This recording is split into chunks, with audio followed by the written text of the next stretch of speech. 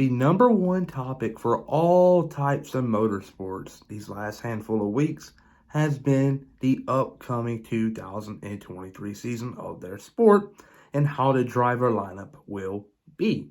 And today I am here to talk about Fernando Alonso, who is on his final year as a contract driver for Alpine. Could he go elsewhere? Maybe, and that's what we're talking about today, so kick back and relax, but let's get started.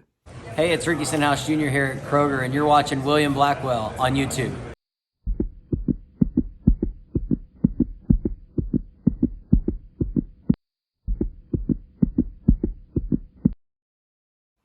The year is 2020, and we start off the year out in Melbourne, but an incident started, which I'm not going to say, and it pushed back the season a couple of months later. And throughout them handful of months, we figured out a lot of things for the upcoming season driver lineup. Like Daniel Ricciardo is not going to come back at all to Renault. Sebastian Vettel is not coming back to Ferrari. And Valtteri Bottas is possibly going to get the boot from his Mercedes ride.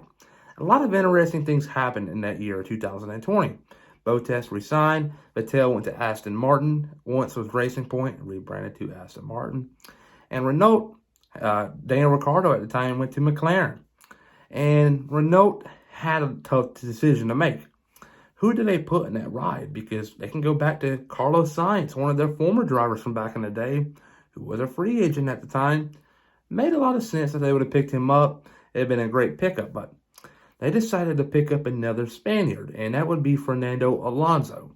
Fernando Alonso was on the sideline for the last handful of years leading up to 2020, and we all knew that it was going to take some time for him to get going with this new car in 2021 as they fully rebranded to Alpine.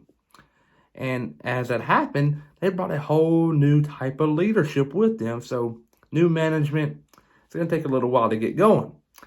But halfway through the year in Hungary, they pick up a win of Esteban Ocon, which was a very big game changer for that whole organization. They went from one of the bottom teams to winning a race. How about that? And Ocon's first win ever, one of the biggest upsets of all time in Formula One.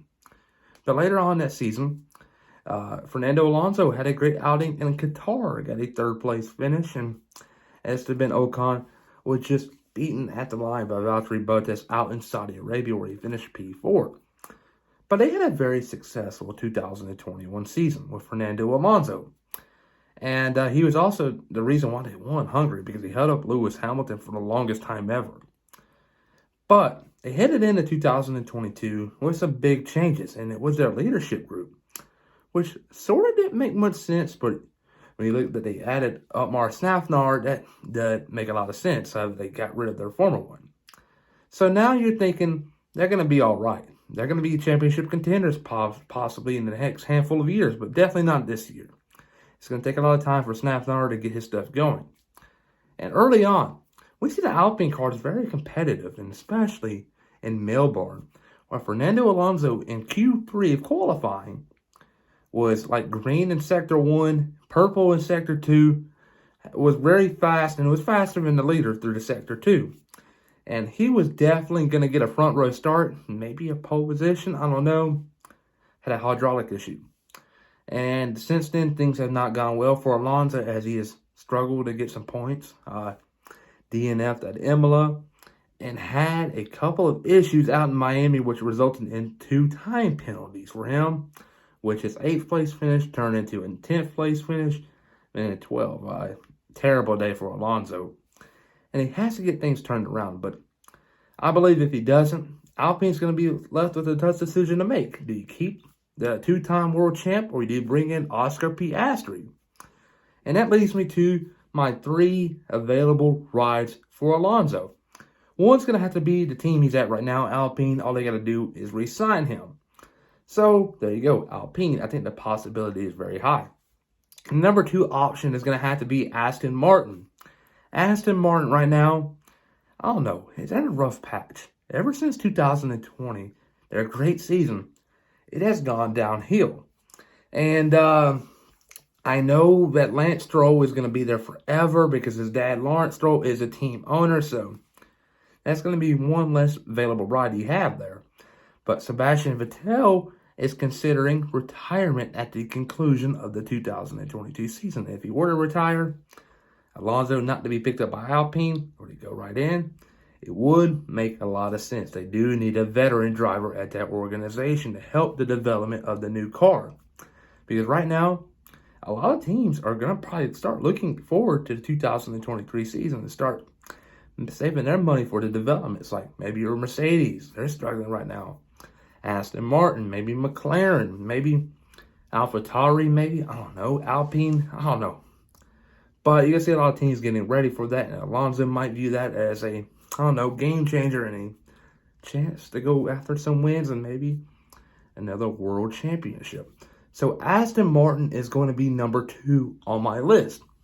Number 3, a long shot here, going to Red Bull. This past weekend at Miami, we saw where Christian Horner was put on the spot from a TV interview that there were links to Fernando Alonso joining Red Bull alongside Verstappen, and Christian Horner quickly put that to the side.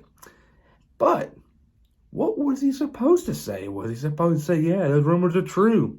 You can't say that. He's going to say no. And that does not rule out anything. I think Alonso's still on the table.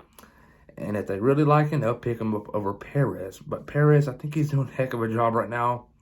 And it would be very hard for them to move on from him because he's doing very well. Because the drivers in the past they've had for that second ride have been Daniel Ricciardo, which was probably one of the better ones. And then he had Alex Albon, or Pierre Gasly, then Alex Albon. 2 failures. And then now you got Sergio Perez. I think they hit the jackpot here. They better hold on tight to him. Because if they don't, he can very well go to another team or possibly out of Formula One.